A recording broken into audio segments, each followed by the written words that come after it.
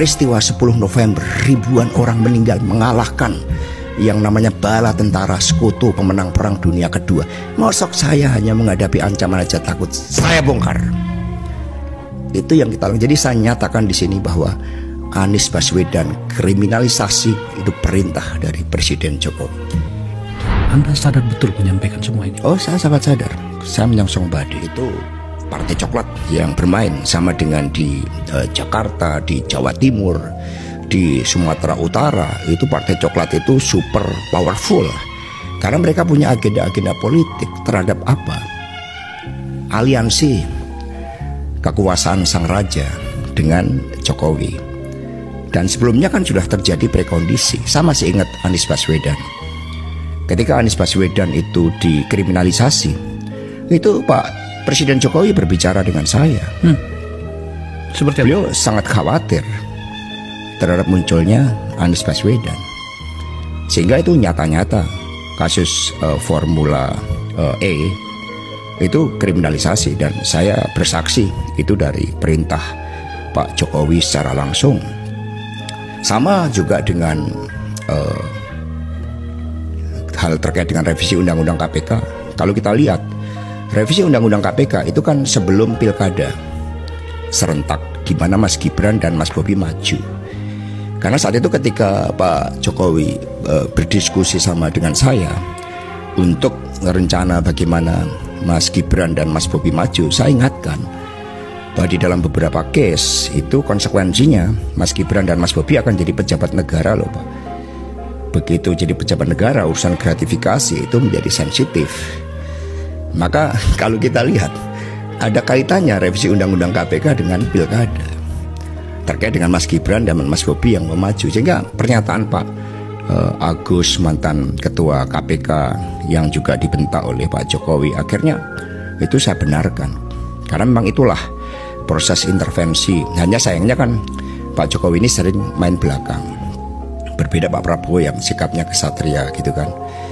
Diminta dukung Lutfi aja itu menunjukkan sikap yang jauh berbeda. Itu kan ekspresi yang disampaikan kepada rakyat bahwa saya menyampaikan ini di rumah Pak Jokowi pada hari Minggu. Itu kan pada akhirnya rakyat menangkap itu sebagai suatu bentuk pesanan. Bagaimana perlakuan terhadap seorang presiden yang berdaulat pun seperti itu. Akhirnya kan rakyat bersikap kritis. Nah sehingga kerusakan sistem hukum itu by design.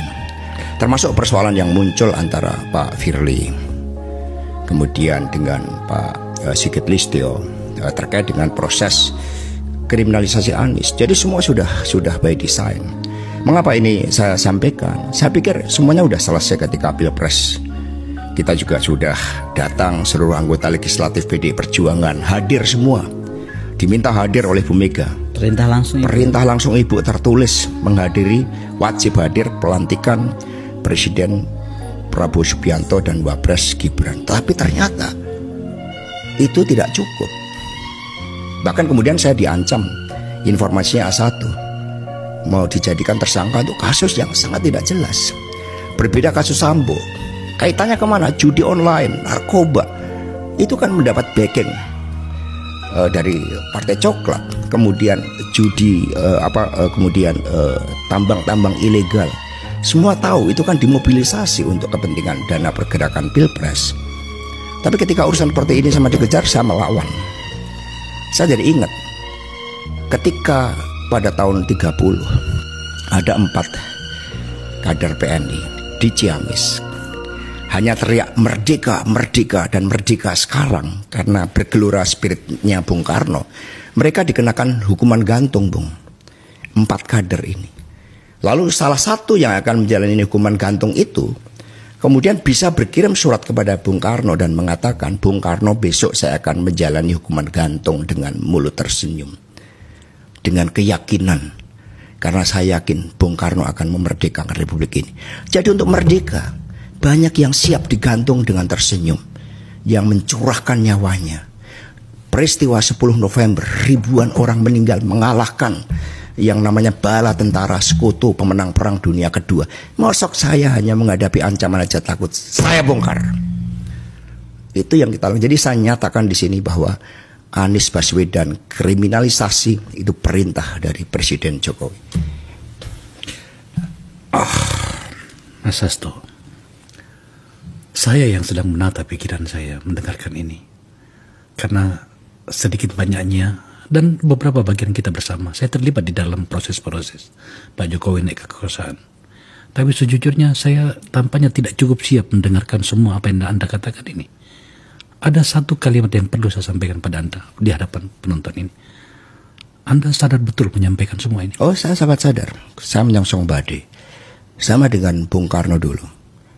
Ketika berteriak Indonesia merdeka sekarang dan sekarang, Bung Karno mengatakan saya dianggap gila ketika mengatakan Indonesia merdeka ketika Pasifik membara. Tetapi saya siap menuju penjara sekalipun, kata Bung Karno. Karena saya yakin di dalam perjuangan untuk bangsa dan negara, satu mati akan tumbuh 1000. Itu Bung Karno yang yakin. Masa kemudian kita sebagai murid-murid Bung Karno lalu takut dan membiarkan seluruh kekuasaan ini dibiarkan hanya ambisi seorang raja yang oleh Dr. Sukidi itu dikatakan punya karakter seperti Hitler, gemar berbohong seperti Pinocchio.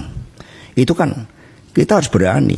Kita ini punya kekuatan nurani. Republik ini dibangun dengan moral force, dengan cita-cita. Bung Karno mengatakan, jangankan sebuah bangsa, sebuah manusia merdeka, cacing saja diinjek-injek melakukan perlawanan. Oke, kalau saya dinyatakan bersalah atas proses-proses itu. Tapi pengadilan sudah membuktikan.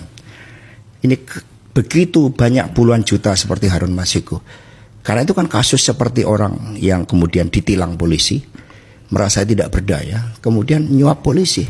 Polisinya juga minta. Sama-sama. Di situ. Padahal Harun Masiku saat itu, dia punya kedudukan hukum yang kuat berdasarkan keputusan MA untuk dilantik. Dan keputusan pengadilan nggak ada kaitannya dengan saya. Tidak ada dana dari saya. Lalu dicari dengan berbagai jebakan-jebakan. Tadi Mbak Koni mengatakan Kusnadi. Bagaimana pakai menyamar, pakai berbohong. Kemudian merampas, mengintimidasi tanpa ada surat panggilan. Apakah kita akan membiarkan? Kita berbicara tentang lebih dari 270 juta penduduk Indonesia yang mereka berhak atas keadilan.